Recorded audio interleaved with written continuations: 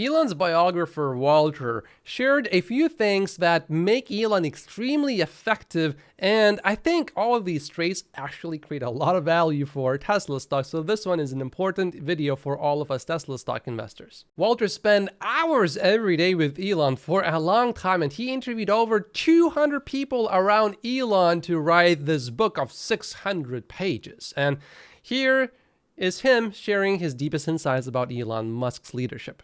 With Musk, he has an amazingly good engineering mind, but the difficulty, as anybody who's dealt with him knows, and he's self-aware enough to know, is he has a very dark streak to it. He has a dark streak coming out of a very brutal childhood, a violent childhood, a childhood in which he had very strong psychological difficulties with his father.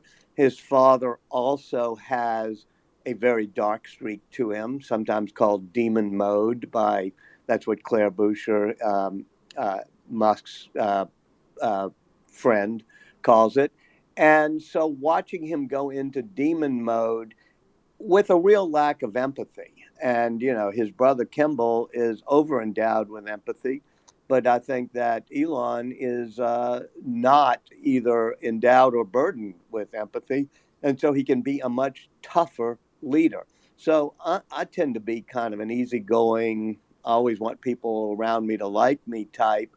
And watching somebody who did not care about anything except the mission of getting something done, that's what I have to weave into this book, because there are light strands and brilliant strands with Musk, but also dark strands. And as a biographer, you get to the complexity of, and normally in life, we can say, okay, we admire the good parts of the person and we don't like the dark strands in the person.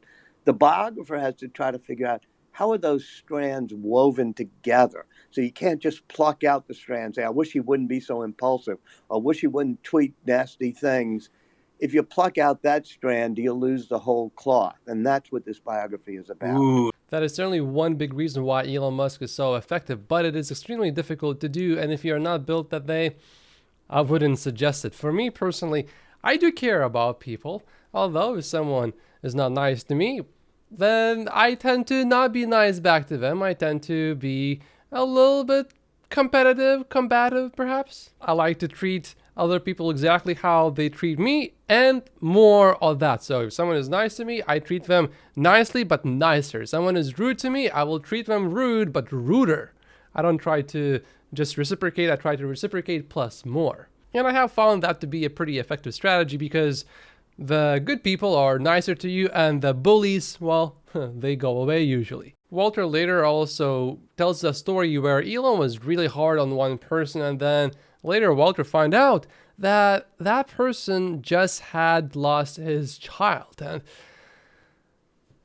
if you're running a big business, if you are on a mission, well, you have to focus on the results, and sometimes having empathy is just not going to get you there. So I understand where Elon is coming from, although I wouldn't do that in one of my businesses.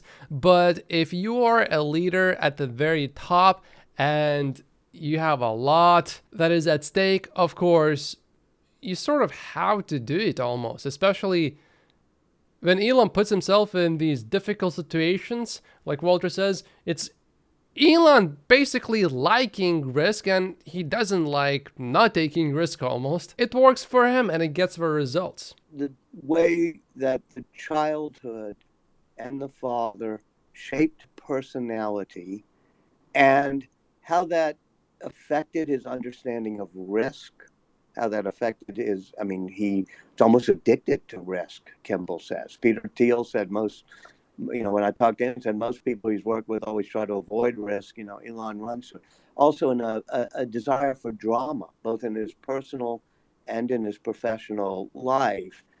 He's somebody who feels most comfortable when he's ordered up a hurricane or a surge. All of that connects to events when he was young. And it's an important thing because America has lost the ability to take risks and do great manufacturing.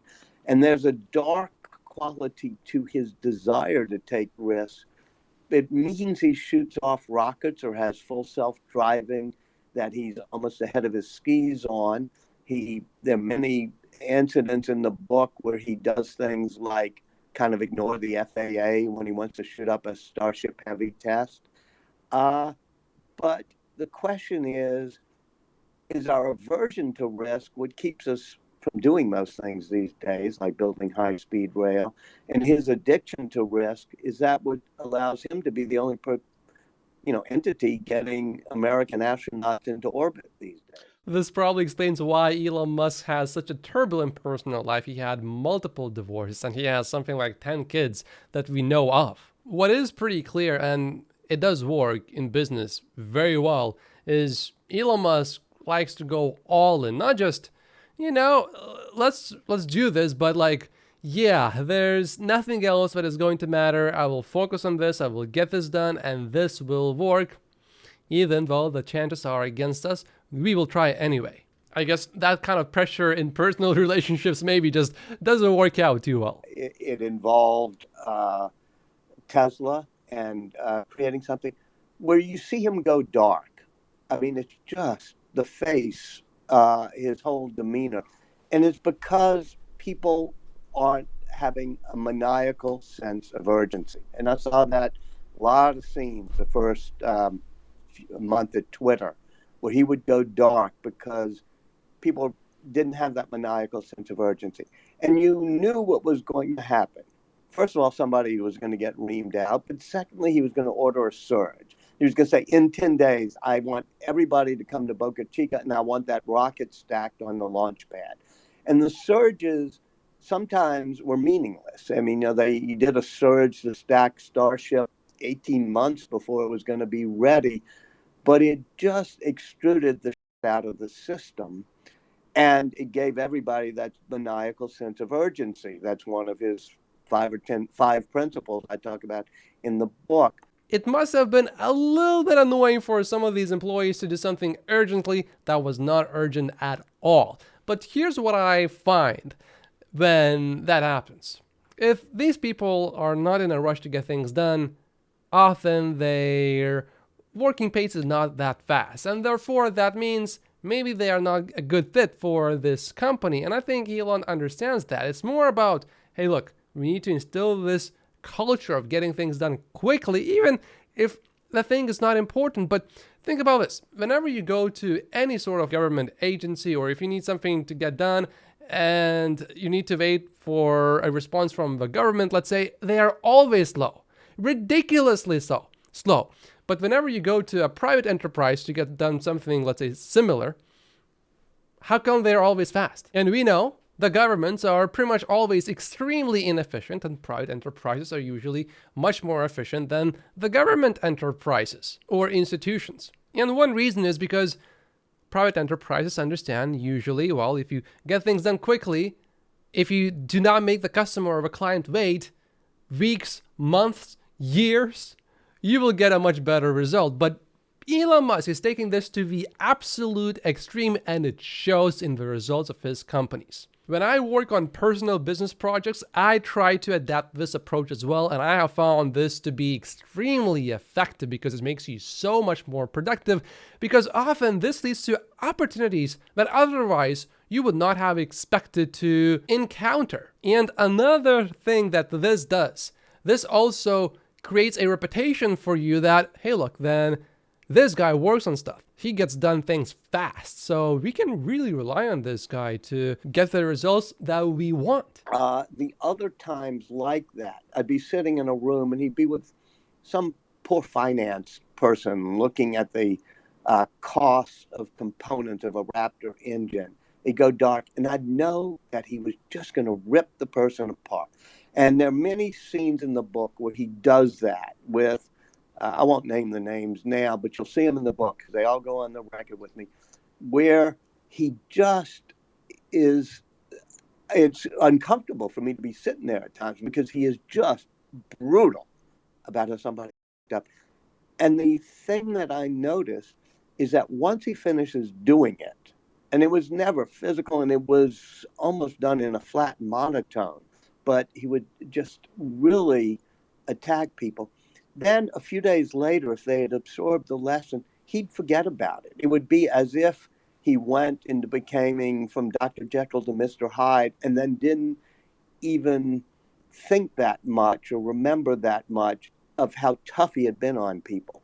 And 80% of the time, it was really good.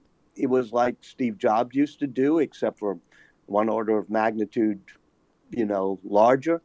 Uh, 80% of the time it was good, but 20% of the time it just made people afraid to give them bad news and that type of thing. And I'm 100% convinced that this probably happened multiple times where Elon Musk found out someone did not give him the bad news, and then Elon said, you know what, you're fired because you did not give me the bad news. So while not giving the bad news may save you from embarrassment in the moment, it will make it more likely that you will be fired, whereas if you just give the bad news, well, you will receive a beating probably verbally and emotionally, but then you can move on, you can learn from it, and then improve yourself, change whatever you messed up, and then do better next time. It is, however, important to understand that Elon is a bit on the spectrum, you could say, in a certain way. Autistically, he did say that he has Asperger's. So if you don't have that and you try to replicate that sort of leadership, it's probably not going to work too well for you. For me, I am sort of quite in tune in terms of how people feel. So I have a much more difficult time being very difficult on someone. But what I find works much better for me is if I give someone balanced feedback. So this is called a feedback sandwich, where you give someone a compliment or you tell them, oh, hey, look, I know before it used to be really hard for you to come on time, but now I see that you come 3 minutes early every time, whereas before you would come in like 5 minutes late. That's fantastic. Now, I saw yesterday that you made a mistake when you were working with that client, and it would be great though if we don't start the conversation by telling them how much this product costs, and that we don't lead with the downsides of a product, but instead we lead with the upside of a product, and then we tell them the price within maybe 5 minutes or 10 minutes, but not immediately.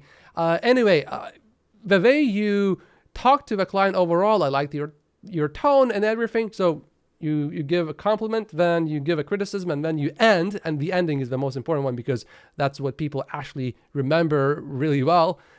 They remember the feeling that they got from you. So then they are not as, they don't have this like combative relationship with you. I find that works much better for me, but you have to work with your style. You have to understand what is your style. Mine is more, I understand where you're coming from. I'll be hard with you if you screw up, but I will not yell at you. It will be very polite. You will feel embarrassed, but also you will not feel like you want to kill yourself after talking to me. So don't try to adapt Elon's style unless that actually works with your style. And if you're wondering about my surgery recovery, you may read the latest update in the description. This video, I made this video before my surgery. It's not really a serious surgery, just pulling out my wisdom teeth, but they had to take out a piece of my bones. It's not super simple. The surgery was supposed to take something like 90 minutes or so. But I think that includes the consultation, so I'm not sure how long the actual surgery is going to be. Maybe I'll just leave that in the description. And YouTube wants you to watch this video next, and if you haven't seen this Elon Musk interview, you should watch this one. Thank you so much for watching, and I will be reading your comments, and I want to thank you in advance for all of your support. That actually helps quite a bit, so thank you one more time.